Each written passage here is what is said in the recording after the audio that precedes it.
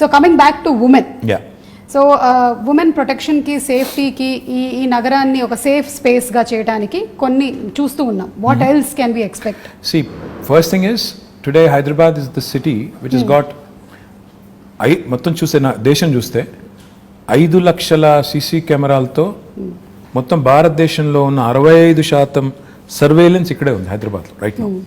Is not me saying it. Comparitech అని ఒక UK firm ఉంది, వాళ్ళు they've compared data across the world చేసి ఏ నగరాలు సురక్షితమైనవి అని చేస్తే హైదరాబాద్కి 16వ ర్యాంక్ ప్రపంచంలో ఇచ్చారు. ఇండియాలో వీఆర్ ర్యాంక్ నెంబర్ 1. సో ఇప్పుడు మీరు ఇక్కడ బంజారా హిల్స్లోనే ఒక కమాండ్ కంట్రోల్ సెంటర్ కడుతున్నాం. ఐ డోంట్ నో మీరు చూసినారో లేదో నాకు తెలియదు, కానీ అది కట్టిన తర్వాత నాకు తెలిసి భారతదేశంలో ఏ గవర్నమెంట్ కూడా కట్టినంత గొప్ప కార్యాలయం అంటే నిజంగా అది it will be an icon, a symbol of modern Hyderabad. ఒక అద్భుతమైన కమాండ్ కంట్రోల్ సెంటర్ వస్తుంది, 2 monthsలో ఇనాగ్రేషన్ అవుతుంది.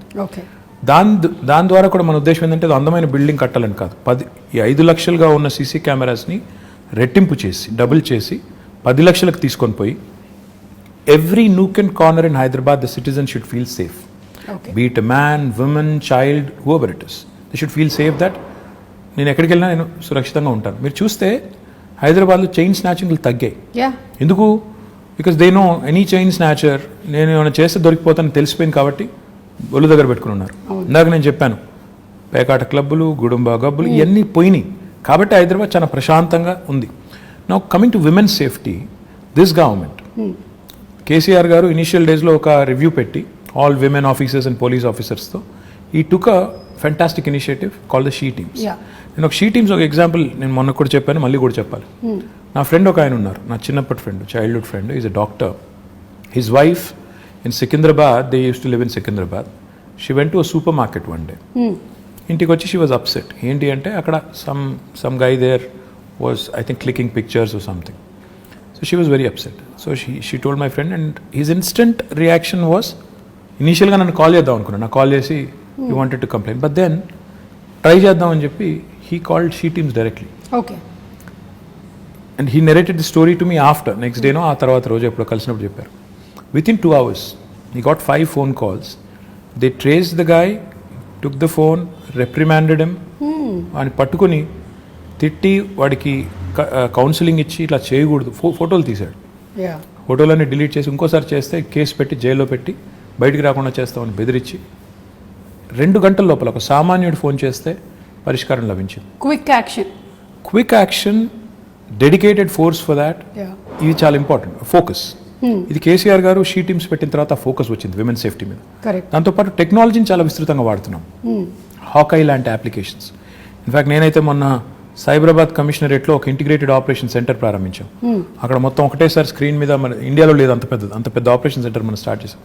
ఒకటేసారి 15,000 కెమెరాల ఫీడ్ మనం ఒక స్క్రీన్ మీద చూడొచ్చు. It's a huge wall. మీరు చూస్తే యూ విల్ బి సర్ప్రైజ్డ్.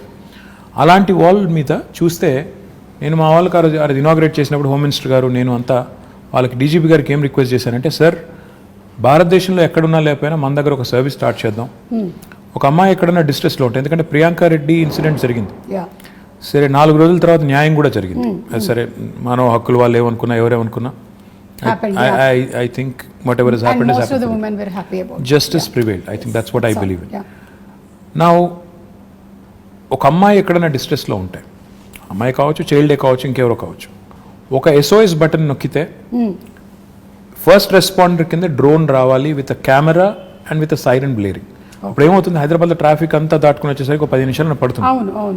అట్లా కాకుండా if you start using drones, మనం ఒక డ్రోన్స్ని పోలీస్ డ్రోన్స్ కింద వాడటం మొదలు పెడితే, ఉదాహరణకి మాదాపూర్లోనో ఎక్కడో గచ్చిబౌలిలోనో లేకపోతే ఉప్పల్లోనో లేకపోతే కొంపల్లిలోనో ఒక అమ్మాయి డేంజర్లో ఉందనుకోండి, ఒక బటన్ నొక్కితే నియరెస్ట్ పోలీస్ స్టేషన్ నుంచి ఆ డ్రోన్ ఫ్లై అయ్యి ఒక కెమెరాతో సహా ఆ స్టేషన్కి, ఎందుకంటే ఫోన్లో నొక్కినప్పుడు లాటిట్యూడ్ లాంగిట్యూడ్ GPS కోఆర్డినేట్స్ పట్టేసుకొని అక్కడికి వెళ్ళిపోవాలి with camera embedded and siren blaring. దానివల్ల ఏమవుతుంది, అక్కడ ఎవడైతే సతాయిస్తున్నారో లేకపోతే ఇరిటేట్ చేస్తున్న వాళ్ళు లేకపోతే హరాస్ చేస్తున్న వాళ్ళు ఉన్నారో, they'll be scared that somebody is watching immediately. So that is the kind of technology that we ought to be using. That is the kind of focus we ought to be having on women's safety. And I will do anything in my capacity to also support. But going back to what I was saying, ఈ అమ్మాయిల మీద వేధింపులు కానీ ఇవన్నీ జరుగుతున్నాయి అంటే డెఫినెట్గా మన మగపిల్లల్ని ఇంట్లో పెంచే మగపిల్లల్ని తల్లిదండ్రులు gender based education, gender based సెన్సిటివిటీకి సంబంధించి కూడా మనం వాళ్ళని దానికి తగ్గ విధంగా పెంచాల్సిన అవసరం ఉంది. తెలంగాణ ప్రభుత్వం ఇది చాలా మందికి తెలియదు. ఎంతసేపు షీ టీమ్స్ అనుకుంటారు, విమెన్ పోలీస్ స్టేషన్స్ అనుకుంటారు. అది కాదు. జెండర్ బేస్డ్ ఎడ్యుకేషన్ తెచ్చిన రెండో రాష్ట్రం తెలంగాణ, భారతదేశం. మనం జెండర్ సెన్సిటివిటీ గురించి ఈరోజు హై స్కూల్స్లో చెప్తున్నాం, పిల్లలకి నేర్పుతున్నాం. అంటే అమ్మాయిని గౌరవించాలి, మీరు జెండర్ సెన్సిటివిటీతో ఉండాలి అని మగపిల్లలకి. అంటే మనం ఎంతసేపు అమ్మాయి బట్టలు ఇలాగేసుకోవాలి అలాగేసుకోవాలని చెప్పడం కాదు. మీరు train your male children to behave, to respect అనేది కూడా మనం గవర్నమెంట్గా ఒక నిర్ణయం తీసుకుని ఆ పని కూడా చేస్తున్నాం. So this sort of comprehensive approach మీరు చూసినారో లేదో నాకు తెలియదు. ఇన్ఫ్యాక్ట్ కేసీఆర్ గారు గవర్నమెంట్ వచ్చిన కొత్తలో ఆర్టీసీ బస్సులో he created compartments. He brought in compartments and he said, women, students who travel or women who travel should not be undergoing that kind of harassment, crowded buses, etc. అని చెప్పి ఆ grills పెట్టి అదంతా చేశారు. మీకు గుర్తుందో లేదో, మరి ఎంతమంది గుర్తుందో లేదో తెలియదు కానీ, but even that was done. So this sort of approach of making sure there are enough deterrents and also enough mechanisms in place to react properly ఏమైనా అయినప్పుడు, ఇవన్నీ ఉంటేనే సేఫ్టీ అనేది it will become that much more easier. So overall గా women safety గురించి తగినటువంటి జాగ్రత్తలు అన్ని తీసుకుంటూ ఉన్నారు. ఉమెన్ సేఫ్టీ అని కాదు, హ్యూమన్ సేఫ్టీ అనాలి మనం అసలు. Human safety, why isolate them and make them sound weak? Every human needs safety. Our children need safety, a man needs safety. So మహిళా రక్షణే కాదు, అన్ని జెండర్స్ అంటే మగవాళ్ళు కావచ్చు, పిల్లలు కావచ్చు, మహిళలు కావచ్చు, అందరి ప్రొటెక్షన్ కూడా గవర్నమెంట్ బాధ్యత. కాబట్టి విమెన్ సేఫ్టీ అన్నట్టు కాకుండా హ్యూమన్ సేఫ్టీ అనే యాంగిల్లో ఇవన్నీ కూడా చేయడం వల్ల ఈరోజు లా అండ్ ఆర్డర్ అనేది చాలా ఎఫిషియెంట్గా హైదరాబాద్లో ఉంది. ఇది చెడిపోకూడదని మేము కోరుకుంటున్నాం. ఎందుకంటే ఏ టెన్షన్స్ లేవు ప్రస్తుతం హైదరాబాద్లో, కమ్యూనల్ టెన్షన్స్ లేవు, ఏ నాన్ సెన్స్ లేదు. ఆ నాన్ సెన్స్ రాకూడదు. ఎందుకంటే ఈ దిస్ సిటీ మొత్తం తెలంగాణకు అన్నం పెడుతున్న సిటీ ఇది.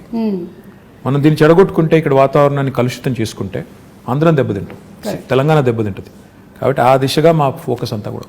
So coming to again personal స్పేస్లోకి వచ్చేద్దాం కాసేపు. ఇందాక ఎంటర్టైన్మెంట్ గురించి మాట్లాడాం, వైఫ్ గురించి మాట్లాడాం. ఇప్పుడు తాత మనవరాలు వీళ్ళ రిలేషన్షిప్ ఎలా ఉంటుందండి కేసీఆర్ గారు అండ్? అంటే మీకు తెలుసో లేదో ఒక సేయింగ్ ఉంది, ఇది కూడా ఇంగ్లీష్లోనే ఉంది. See, why do grandparents and grandchildren get along so well? Because they have a common enemy. అసలు కన్నా వడ్డీ అది అంటారు, ఇది కూడా అంటారు. ఏంటంటే దే గ్యాంగ్ అప్. వాళ్ళు దే ఆల్వేస్ లుక్ ఎట్ పిల్లలకి వెన్ ఫాదర్ ఇస్ టఫ్, అంటే ఫాదర్ గట్టిగా ఉంటే కఠినంగా ఉంటే అలాగే నచ్చదు. చిన్నగా ఫాదర్స్కి ఎవరికైనా కూడా న్యాచురలీ మనం చెప్పినట్టు వీళ్ళు చేయడం లేదని కోపం కానీ అప్పుడప్పుడు కానీ ఉంటుంది. కాబట్టి like I said, common enemy అనమాట మనం. So you get sandwich, but they get along fantastic. In fact my father I think మొన్న కొద్ది టైంలో వాళ్ళతో గడిపినప్పుడు కానీ, వాళ్ళకి ఏం చెప్పినప్పుడు కానీ, వాళ్ళతో గడిపినప్పుడు I think he enjoys it. వాళ్ళు కూడా ఎంజాయ్ చేస్తారు, ఆయనకు కూడా స్ట్రెస్ రిలీఫ్ అది ఒక రకంగా. సో చాలా నార్మల్గా ఉంటుంది, చాలా తక్కువ గడిపినా ఐ థింక్ వాళ్ళిద్దరు కూడా ఎంజాయ్ చేస్తారు, grand father and grand mother. మీరు మొన్నే కోట్ చేసినట్టున్నారు, మై ఫేవరెట్ పీపుల్ అని. పిల్లలు అబ్సల్యూట్లీ ఐ అడోర్ చిల్డ్రన్. నేను ఎక్కడైనా పోతే కూడా I make it a point to stop, talk to them, get to know them. అంటే ఉన్నంతసేపట్లో అంటే ఐ థింక్ నాకు అనిపించేది ఏంటంటే, నేను ఇప్పుడు ఒక పొజిషన్లో ఉన్నాను, ఏదో మినిస్టర్ అనే పొజిషన్లో ఉన్నాను. నాకు ఒక నిమిషం ఒక పిల్లోడితో మాట్లాడడం నాకు పెద్ద ఇది కాకపోవచ్చు, ఒక ఇష్యూ కాకపోవచ్చు, కానీ ఆ పిల్లోడికి it's a memory for him for a long time. వాళ్ళ పేరెంట్స్ చెప్తారు, నీకు ఫలానా రోజు ఫలానా ఆయన నీతో మాట్లాడారు, నువ్వేం చేస్తున్నావు అని అడిగారు, ఏం చేస్తావు అని అడిగారు, ఏమవుతావు అని అడిగారు.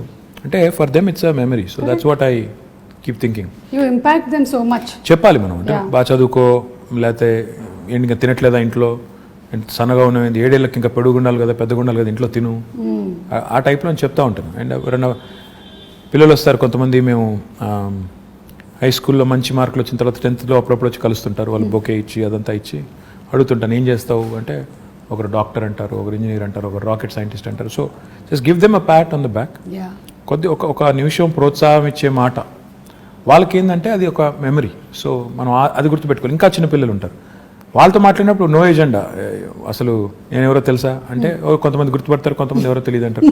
So it's very interesting for me, it's exhilarating for me, and I really love enjoying, I really love my little interactions with these children. I think ఇది చాలా మంచి మాట అండి. మీరు యాజ్ ఎ లీడర్ చాలా మంది పిల్లల్ని కలిసి చేస్తూ ఉన్నారు.